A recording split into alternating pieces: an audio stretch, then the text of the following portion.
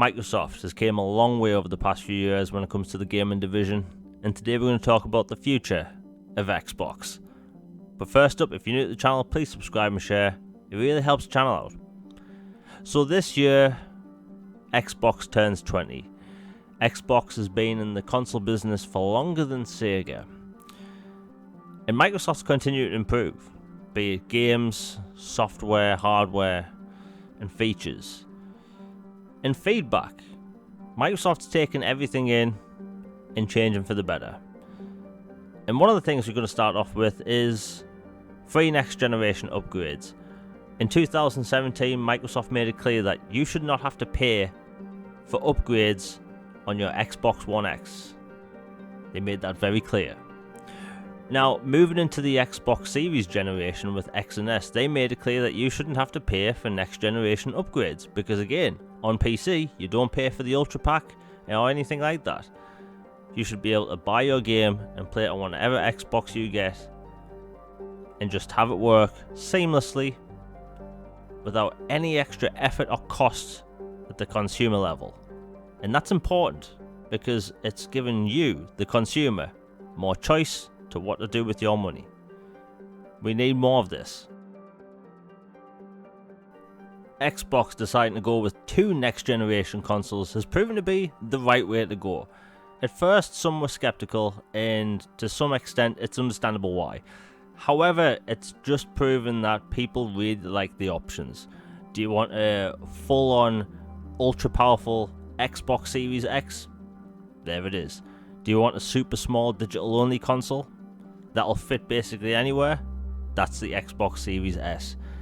And it's proven to be popular with everyone, be it people getting it for the children, have it for a secondary room, or even just as their main console.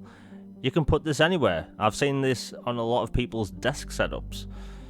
And the thing is, people like choice. So jumping into the next generation game with a cheaper box, again, it's proven to be popular. And I think, given with everything going on in the world at the minute, having a cheaper box out there is definitely a good idea. But Microsoft's not going to end there. While we do have two next generation Xbox consoles, we will see streaming only hardware. And there are areas around the world where streaming is taken off. South Korea, Japan, these areas tend to go for smaller consoles. Well, what's smaller than an Xbox Series S? A streaming box. And Microsoft over the next year or so will probably come out and show us, and they have mentioned this, a few different types of streaming boxes. And this is the right way to go. Streaming is taken off again in certain areas around the world. People really like it. But the truth is, Microsoft, Phil Spencer, has said multiple times, the console is here to stay.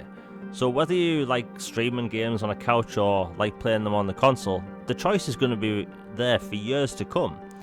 And also, going into the next generation of consoles, you have even more options. Xbox All Access. Again, some were skeptical at first, for whatever reason. However, being able to jump into the next generation of consoles and have your 2 years of Game Pass, your 2 years of Xbox Live Gold already there, it's a great viable option. And the truth is, Microsoft going forward are trying to eliminate the barriers to play games. So no longer do you have to look at a game and see its $70 price that it is now. You can just look at your console and get most of your games via Game Pass. And here's the thing, people still buy their games, that's proven.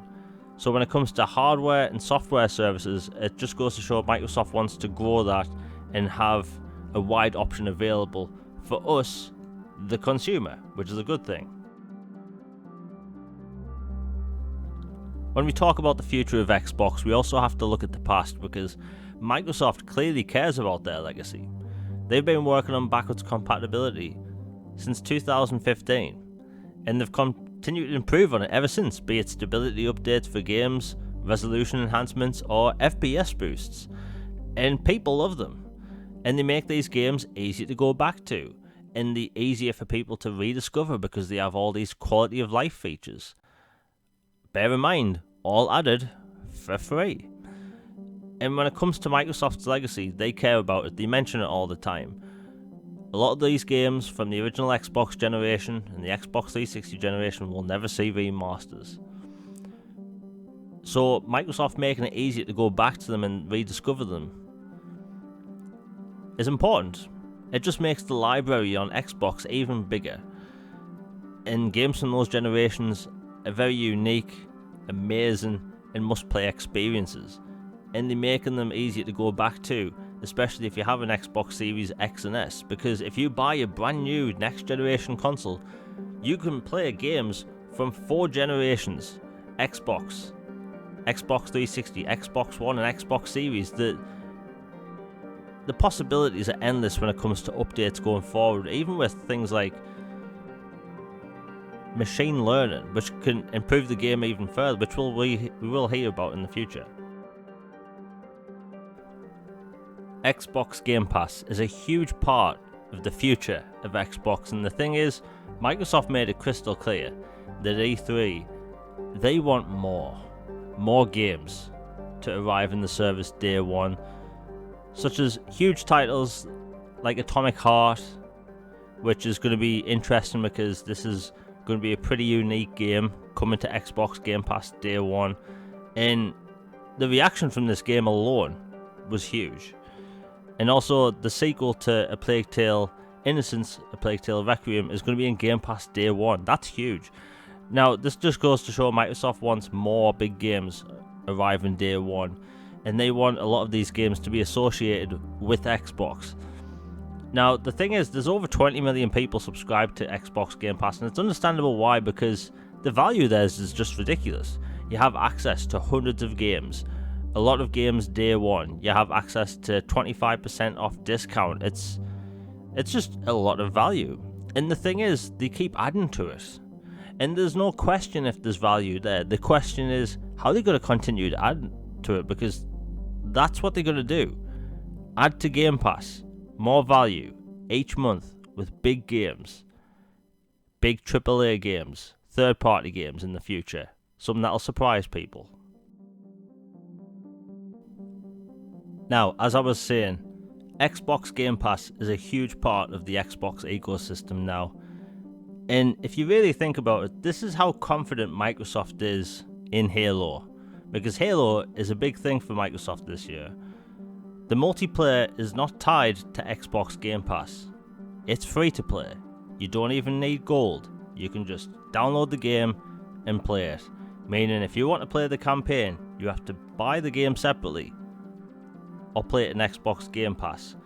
And Phil Spencer recently said that there's more narrative-driven games in development right now and coming to Xbox than ever before.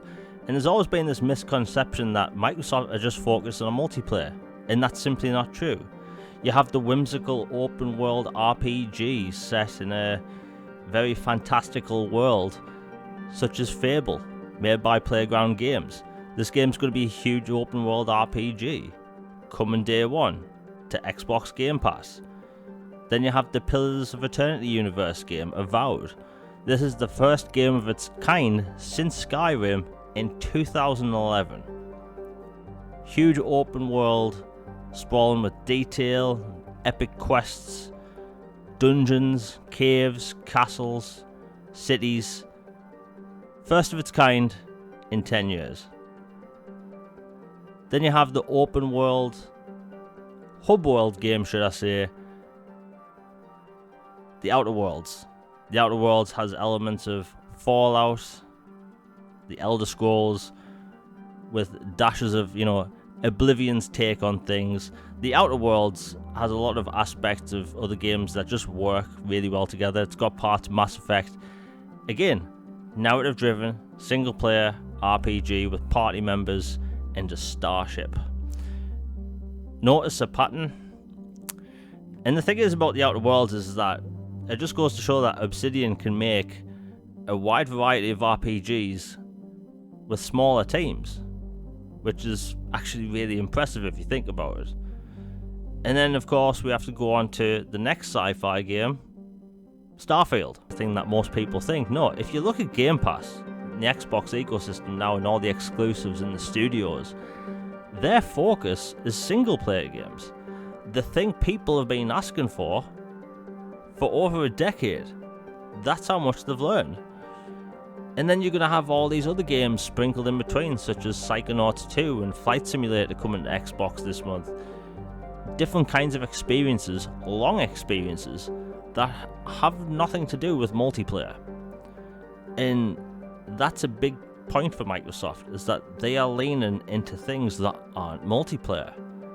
Single player experiences can be long and lasting too, and that's the point. Xbox Game Pass is not about microtransactions. It's not about filling it with multiplayer games. It's about filling it with high quality games and big games. And Microsoft are focusing on big games, mainly. They bought Bethesda, who specialise in big first-person, not to say single-player games. And we're going to see more of that going forward, and more games to be announced, even within the next year. Studio acquisitions. Now, studio acquisitions have been a big part of the gaming space for decades. If you go back to the 90s, Sony bought their way into the industry. It's a normal thing. EA bought studios, Activision have bought studios, Ubisoft, everyone in the gaming space has bought studios. So Microsoft has been wanting to bolster their first party lineup for a long time, and understandably so. But now that they have all these studios, they want more. And the thing is, it's just more variety coming to the consumers. And here's the thing. If you look at all the studios Microsoft have now, they seemingly aim towards studios with multiple teams that work on multiple projects. So there's a game coming to Xbox in the future called Contraband by Avalanche Studios. They tend to work on multiple projects at the same time. So I do believe Avalanche Studios are a studio Microsoft are really looking at right now, because they can get things done. Very big action-packed games, open world games as well, very cool games. Another studio I think they're looking at is Bloober Team, who are rumoured to be making a new rendition of Silent Hill as of late. And when it comes to the horror space, I know for a fact Microsoft want more horror games. I think it would be a cool fit. But when it comes to studios, I think they're going to pick up Bloober Team, Avalanche Studios. I do think IO Interactive, the developers of Hitman, are being looked at. And one or two studios that used to be under the Warner Brothers label, or at least still are. That whole situation's weird right now. But this whole acquisition season, Microsoft's been looking at studios non-stop for years. And the thing is, Microsoft are still looking for studios in Japan. With Game Pass and xCloud taking off relatively over there, they still have IP. Japanese IP, Blue Dragon, and, well, Lost Odyssey. And people have been wanting a new Lost Odyssey for years. Now, I'm not saying there's a new Lost Odyssey coming. I'm saying people want a Lost Odyssey. And they want a Japanese studio. So if you put the two together, it kind of makes sense. And the thing is, if you look at the variety coming to Xbox, even the games that were just announced at E3, it's a wide variety of titles. But Microsoft want even more bases covered. And at the end, that just benefits us because we get more games. Anyway, if you enjoyed today's video, please hit like, share and subscribe. Hit that bell for notifications. It really helps the channel out. I have more videos coming soon. You can follow me on Twitter. The link will be in the description down below. Let me know what you want to come to Xbox in the future when it comes to different genres of games. Anyway, I hope you all have a good day. I'm out. Peace.